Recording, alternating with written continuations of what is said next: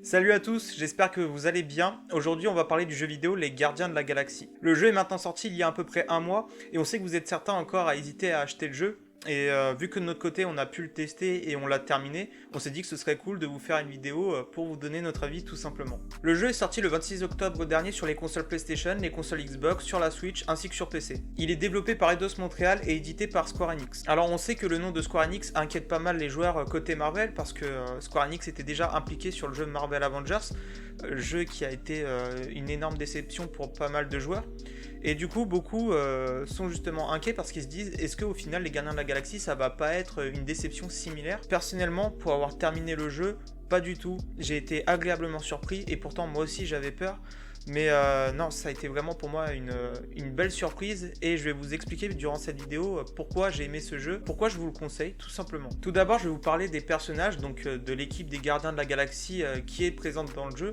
Donc il n'y a pas de surprise, hein, c'est Peter Quill, Gamora, Rocket, Groot, Drax. Donc on retrouve cette équipe là et une chose que j'ai bien kiffé avec ce jeu, c'est qu'en fait ils ont vraiment leur propre personnalité. Donc c'est à peu près similaire au film d'ailleurs. Pour ceux qui ont vu les films, ils ont à peu près le même caractère.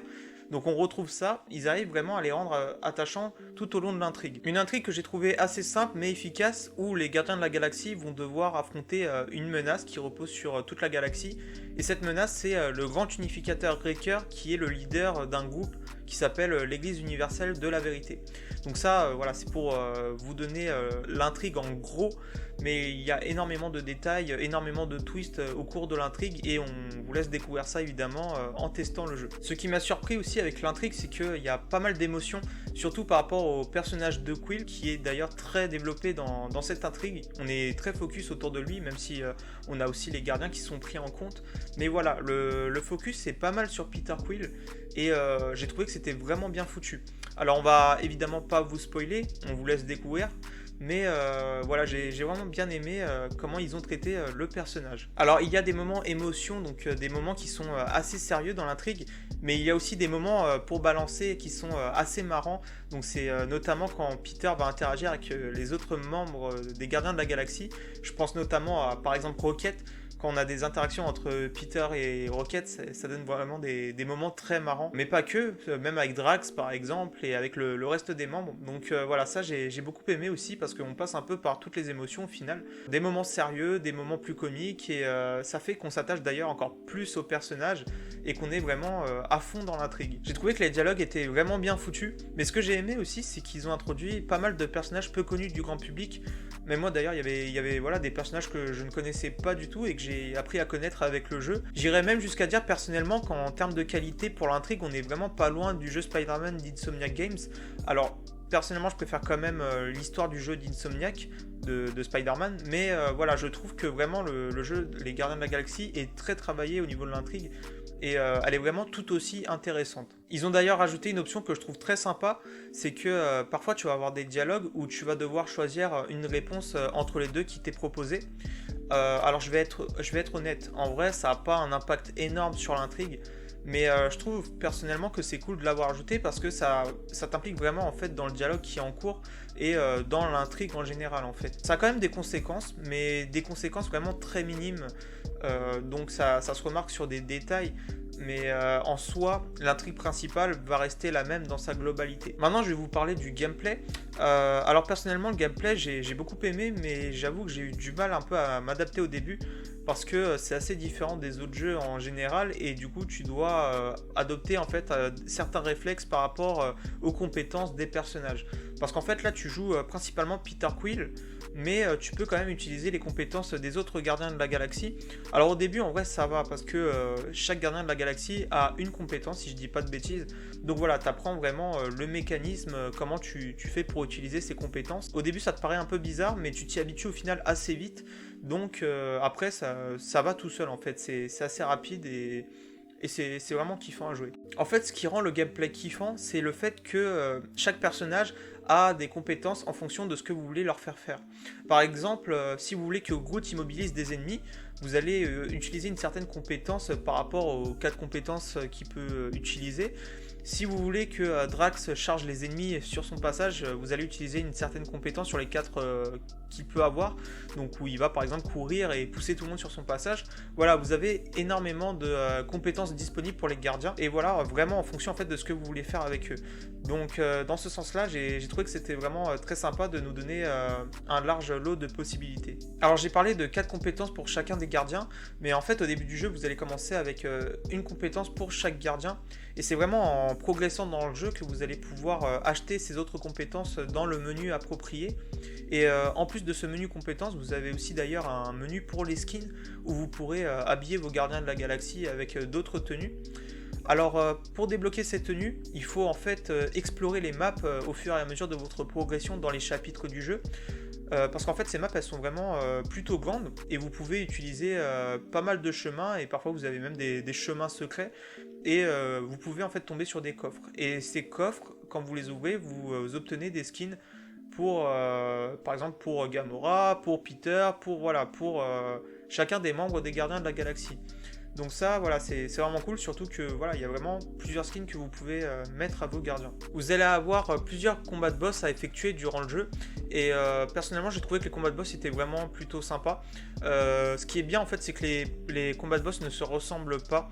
Vous allez avoir à chaque fois un ennemi qui va utiliser un certain type d'attaque, qui va vous attaquer d'une certaine façon, et vous devez en fait comprendre comment il fonctionne pour pouvoir en fait esquiver ces attaques et pouvoir contre-attaquer derrière.